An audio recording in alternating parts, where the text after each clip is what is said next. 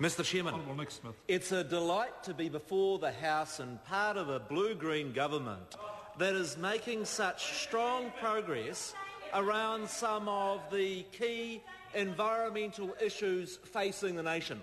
Let's work through each of the big environmental issues and talk about the progress that we're making. Let's start with climate change. For all of the 20 years that I have been in this Parliament, we've debated the difficult challenge of putting a price on carbon emissions. Labor talked about it for 9 years. And what actually happened? We had the worst increase in emissions of any country. We trebled the amount of electricity that we produced from burning coal. We had the worst period of deforestation in any period since the Great Depression. And in every single one of those areas, we as a government had made progress. But my challenge to Mr Hughes is simply this. Labor can't sing from two song sheets. Only in the House today we had Annette King challenging the Prime Minister about the cost of the ETS on consumers, while we've just had Charles Chauvel tell the House that they want to put the price up even more for consumers and businesses. I say to Labor members, you can't have your cake and eat it. Be honest and upfront about your policy.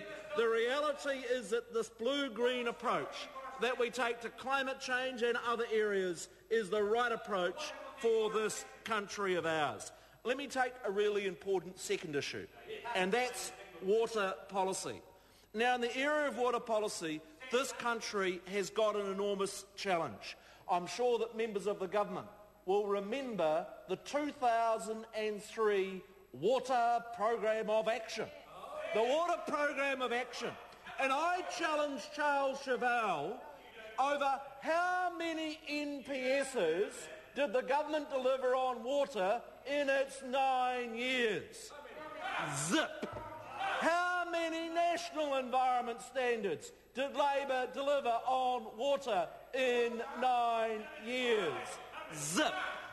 In fact, it was so embarrassing that my own politically neutral Chief Executive of the Ministry for the Environment, when working for the previous government, described it as the programme of inaction. Inaction.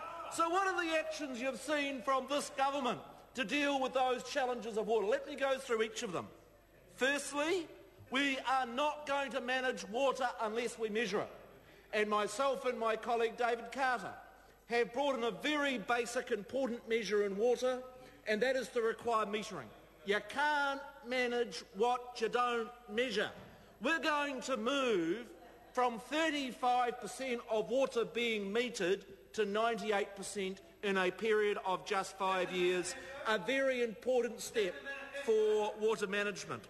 The second area is this.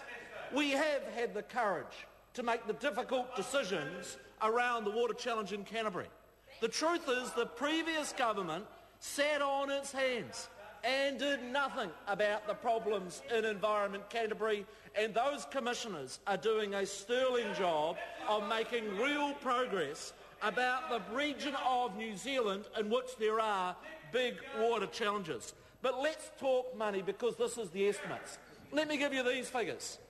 In the last 5 years of the Labor government, how much did they spend on water quality initiatives? 14 million. 14 million.